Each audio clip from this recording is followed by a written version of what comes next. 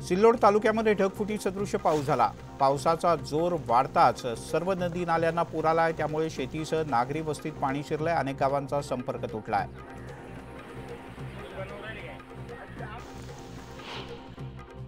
छत्रपती संभाजीनगरसह जिल्ह्यात सर्वत्र जोरदार पावसाने हजेरी लावली। शहरातील मुकुंदनगर भागात अनेक घरांमध्ये पावसाचं पाणी घुसल्यानं नागरिकांचं जनजीवन मोठ्या प्रमाणात विस्कळीत झालंय।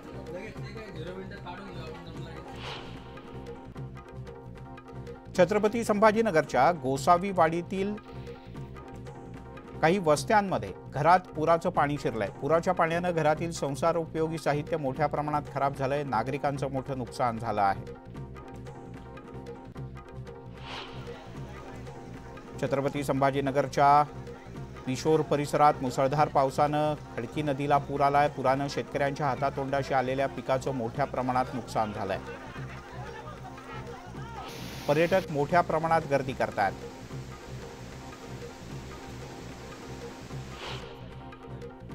छत्रपती संभाजीनगरातील दहे गावातील जिल्हा परिषद शाळेत 2 ते 3 फुटांपर्यंत पाणी शिरलंय। संपूर्ण शाळेत चिखल झालाय। 15 दिवस तरी शाळा सुरू होणं कठीण दिसतंय, त्यामुळे विद्यार्थ्यांचं मोठं नुकसान होणार आहे।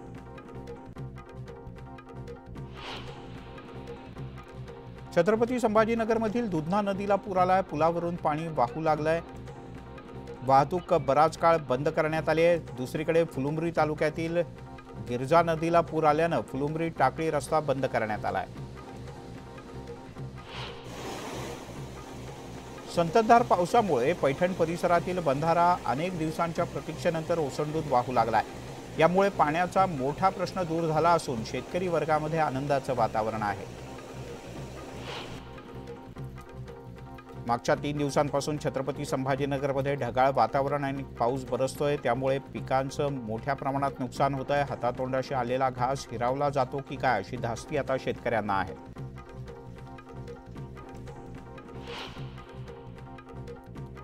छत्रपती संभाजीनगरच्या पैठण तालुक्यातील बालानगरमध्ये घराची भिंत कोसळल्यानं 3 जण गंभीररित्या जखमी झाले। जखमींना उपचारासाठी तातडीनं छत्रपती संभाजीनगरमधल्या ग्रामीण रुग्णालयात उपचारासाठी दाखल करण्यात आलं। परभणी जिल्ह्यातील ढेंगळी पिंपळगाव परिसरात असलेल्या ओढ्याला मोठा पूर आला। यामुळे गावात जाणाऱ्या पुलावर गुडघाभर पाणी साचलंय। या पाण्यातून वाट काढत नागरिकांना प्रवास करावा लागतोय। अनेक गावांचा संपर्क तुटलाय।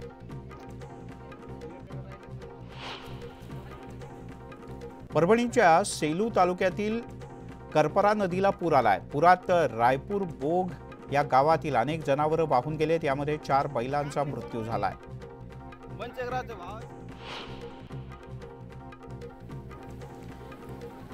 परभणीच्या जिंतूर तालुक्यातील करपरा नदीला जबरदस्त पूर आलाय। पुरामुळे जिंतूर ते परभणी, बोरी ते वसा, आसेगाव ते झरी आणि बोबडे टाकळी ते जोड परळी या 4 मार्गांवरची वाहतूक पूर्णतः ठप्प आहे।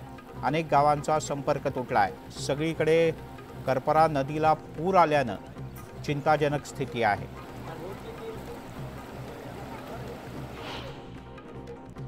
परभणीच्या वझूरमध्ये मुक्कामी असलेली बस पाण्याच्या लोंढ्यानं 100 ते 120 मीटर वाहून गेली।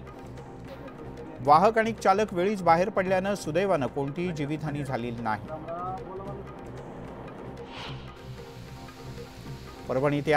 परभणीमधल्या निवळी गावात असलेलं करपरा धरण पूर्ण क्षमतेनं भरलंय। धरणाच्या भिंतीवरून पाणी नदीपात्रात वाहू लागल्यानं आजूबाजूच्या शेतीसह नागरिकांच्या घरात पाणी शिरलंय, त्यामुळे मोठ्या प्रमाणात नुकसान झालं आहे।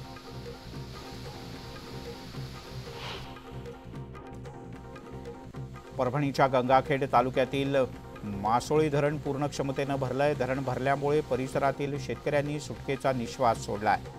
परिसरातील शेती आणि पिण्याच्या पाण्याचा प्रश्न पूर्णपणे मिटला आहे।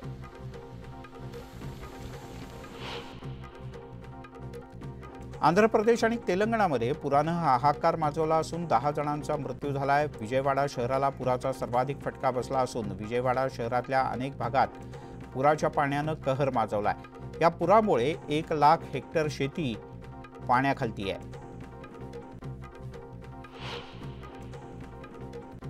जालना जिल्ह्यातील मंठा तालुक्यात सगळ्याच भागांमध्ये ढगफुटी सदृश पाऊस झाला, त्यामुळे तालुक्यातील पांगरी, विडोळी, तळतोंडी आणि माळतोंडी या 4 गावांना पुराच्या पाण्याचा विळखा पडलाय। शेतीसह पाणी शेतात शिरल्यानं कपाशीसह सोयाबीनचं नुकसान झालंय। शेतकऱ्याच्या हातातोंडाशी आलेला घास हिरावला गेल्यानं शेतकरी हवाल दिला आहे। मालेगावातील गिरणा धरण 96.8% भरलंय, त्यामुळे धरणाचा एक दरवाजा उघडण्यात आला असून 1221 क्युसेक्स वेगानं पाण्याचा विसर्ग नदीपात्रात सुरू करण्यात आलाय। पाण्याचा प्रवाह जास्त असल्यानं नदीकाठच्या गावांना सतर्कतेचा इशारा देण्यात आला आहे।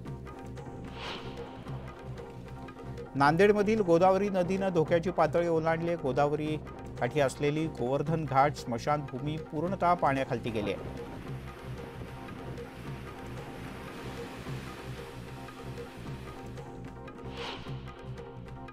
नांदेड जिल्ह्यातून वाहणाऱ्या पैनगंगा नदीला पूर आलाय। हदगाव उमरखेड मार्गावरील पैनगंगा नदीच्या पुलावरून पाणी वाहतंय, त्यामुळे या मार्गावरची वाहतूक बंद करण्यात आली आहे।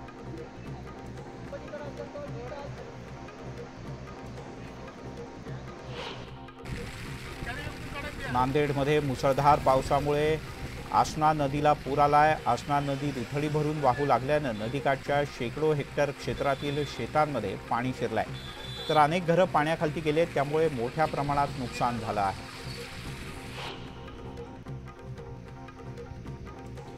बीड जिल्ह्यात गेल्या 24 तासांपासून जोरदार पाऊस सुरू आहे, त्यामुळे शेतकऱ्यांचं नुकसान झालंय। दुसरीकडे बीड शहरातील जालना रोडवर असणारी दुकानं देखील पाण्याखाली गेलेत, त्यामुळे दुकानांमधील साहित्याचं मोठं नुकसान झालंय।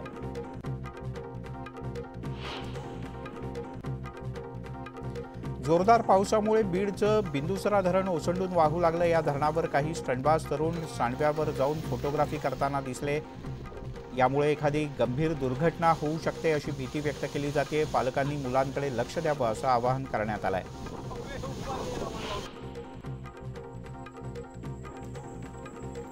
बीड जिल्ह्यामध्ये गोदावरी नदीला पूर आलाय। जायकवाडी धरणातून मोठ्या प्रमाणात पाण्याचा विसर्ग होत असल्यानं बीड जिल्ह्यातून वाहणारी गोदावरी नदी आता दुथडी भरून वाहू लागली, यामुळे गंगामसला येथील मोरेश्वर मंदिर पाण्याखाली गेलं आहे। बीड जिल्ह्यातील मुसळधार पावसामुळे नदी नाले आणि ओढ्यांना पूर आला, यामुळे बिंदुसरा नदीनं धोक्याची पातळी ओलांडली आहे। शहरातील दगडी पुलावरून पाणी वाहू लागल्यानं वाहतुकीची मोठी कोंडी झाली आहे। बीडला मुसळधार पावसानं झोडपलाय। जोरदार पावसामुळे पापणाशी नदीला पूर आलाय। पर्यायी पूल होता तोही वाहून गेलाय। अन्य मार्ग पाण्याखाली आहेत, यामुळे या परिसरातली वाहतूक पूर्णतः ठप्प आहे।